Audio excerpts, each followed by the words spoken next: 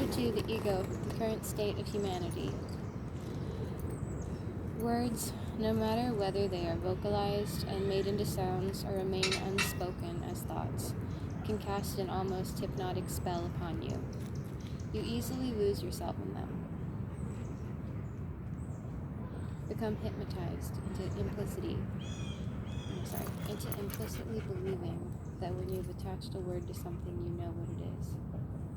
The fact is, you don't know what it is. You have only covered up the mystery with a label. Everything, a bird, a tree, even a simple stone, and certainly a human being, is ultimately unknowable. This is because it has unfathomable depth. All we can perceive, experience, think about, is the surface layer of reality, less than the tip of an iceberg. Underneath the surface appearance, everything is not only connected with everything else, but also with the source of all life out of which it came. Even a stone, and more easily a flower or a bird, could show you the way back to God, to the source, to yourself.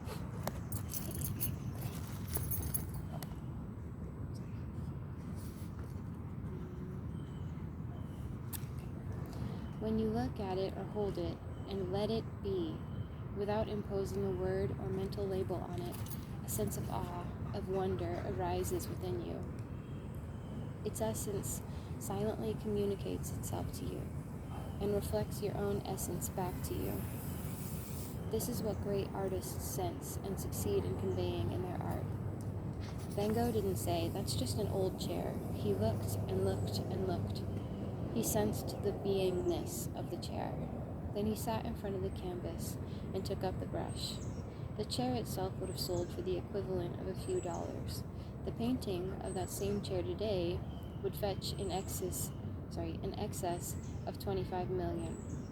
When you don't cover up the world with words and labels, a sense of the miraculous returns to your life that was lost a long time ago, when humanity, instead of using thought, became possessed by thought.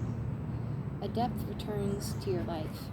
Things regain their newness, their freshness. And the greatest miracle is the experiencing of your essential self as prior to any words, thoughts, mental labels, and images. For this to happen, you need to disentangle your sense of I, of beingness, from all the things it has become mixed up with. That is to say, identified with. That disentanglement is what this book is about. I just really like the one sentence particularly about naming something. The fact is, you don't know what it is. You have only covered up the mystery with a label.